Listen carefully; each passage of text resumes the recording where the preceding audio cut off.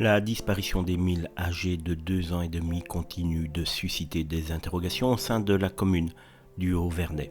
Malgré une semaine maintenant de recherche intensive, aucune trace de l'enfant n'a été trouvée, laissant les enquêteurs perplexes quant à ce qui a pu lui arriver. Au milieu de cette situation tragique, des rumeurs commencent à circuler sur d'éventuelles tensions au sein de la famille d'Émile. Certains habitants évoquent des dissensions familiales qui pourraient être liées à la mystérieuse disparition du petit garçon René. Un retraité du village mentionne timidement des désaccords entre les enfants de la famille.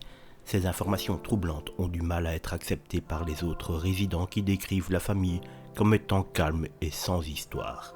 Il souligne que la famille est surtout connue pour sa participation active à la vie religieuse locale, notamment en chantant à l'église. La dimension spirituelle de leur vie quotidienne est mise en avant, renforçant le contraste avec les spéculations sur les conflits familiaux.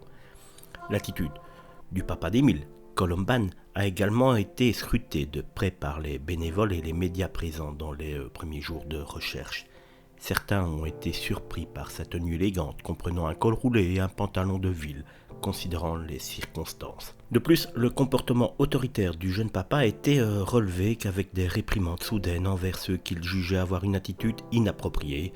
Ces observations ont suscité des interrogations, mais il convient de rappeler qu'elles restent des impressions subjectives et qu'il n'est pour l'instant absolument pas question de mettre ni le papa ni la maman en doute dans cette histoire. Dans le village du Haut-Verney, la majorité des habitants préfèrent croire qu'Émile s'est égaré plutôt que d'imaginer l'implication d'un adulte dans sa disparition.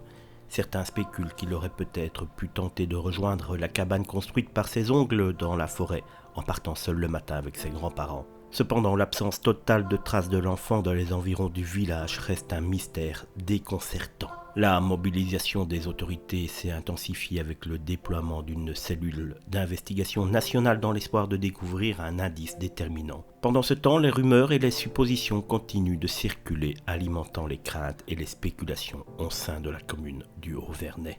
Alors que les jours passent et que les recherches se poursuivent, l'espoir de retrouver Émile en sécurité demeure. La commune du Haut-Verney reste unie dans ces moments difficiles, apportant son soutien aux proches du petit garçon et attendant avec impatience toute nouvelle information qui pourrait aider à résoudre ce mystère déchirant.